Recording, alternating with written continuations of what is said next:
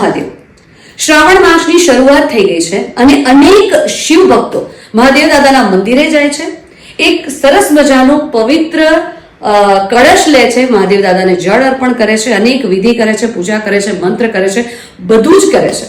અને થોડા સમય પછી એવું કહે છે કે યાર બહુ સેવા કરીએ છીએ, પણ મહાદેવ દાદા કહેવાય તો ભોળેનાથ છે, પણ જલ્દી પ્રસન્ન નથી થતા. કેમ નથી થતા એ વિચાર હજી સુધી નથી કરવામાં આવતો. આજે આપણે એનો જ જવાબ મેળવવો છે. આપણી સાથે અહીંયા ઇન્ટરનેશનલ કથાકાર ડોક્ટર લંકેશ બાપુ છે. હર હર મહાદેવ. હર હર મહાદેવ. હું આપણે નમસ્કાર નહીં કહું, હર હર મહાદેવથી જ આપણે શરૂ કરીએ, કારણ કે એનું જે વિશેષ મહત્વ છે આપ સૌ જાણીએ છીએ. આજે આપણે પ્રશ્ન એવો કરવો છે કે સ્પેશિયલી અમારી પેઢી, હવેની જનરેશન એવું કહે છે કે ખૂબ ભક્તિ કરીએ છીએ, ખૂબ મંત્ર કરીએ છીએ, પણ શિવજીની અનુભૂતિ નથી થતી. શું કરીએ તો શિવની અનુભૂતિ થાય? હર હર મહાદેવ. જય કાશી વિશ્વનાથ. આજના સમયમાં આ પ્રશ્ન ખૂબ જ મહત્વનો છે. જ્યારે પણ મેં શિવ ભક્તિ આરંભ કરી અને ધીરે ધીરે અભ્યાસ કર્યો તો મને ખ્યાલ આવ્યો કે મહાદેવ કેવી રીતે પ્રસન્ન થાય છે.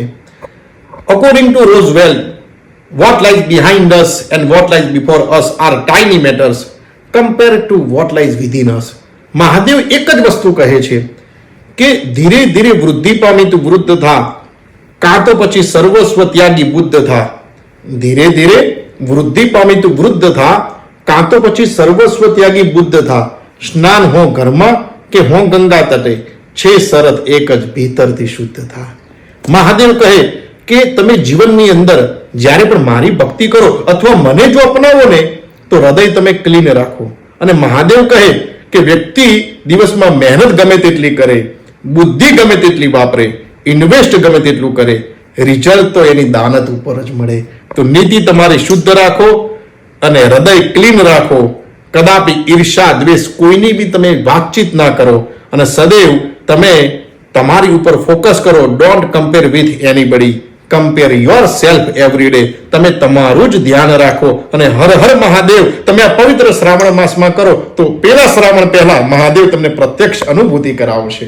ખૂબ જ સુંદર જવાબ જે આપણને મળ્યો છે. કહેવાય ને કે શ્રાવણ માસમાં મહાદેવ દાદા ખરેખર ખૂબ જ ભોળા છે. ભોળેનાથ તરીકે એમનું નામ એમને નથી પડ્યું. ખૂબ જ સાચી વાત છે કે માત્ર ને માત્ર પોતાના ઘરમાં બેસીને માત્ર ભગવાનનું જો નામ સાચા હૃદય સાથે લેવામાં આવે, એમને યાદ કરવામાં આવે તો પણ એમની સાક્ષાત અનુભૂતિ થતી મેં અનુભવી છે. મારા શરીરના રૂવાડા ઉભા થતા મેં અનુભવ્યા છે. અને આજે લંકેશ બાપુને મળવાનો આ મોકો મળ્યો છે તો મને એવો વિચાર આવ્યો કે આ વિચાર આપ સૌના સાથે પણ શેર કરું. આવી જ નવી નવી બાબતો માટે જોડાયેલા રહો મારી સાથે. હર હર મહાદેવ.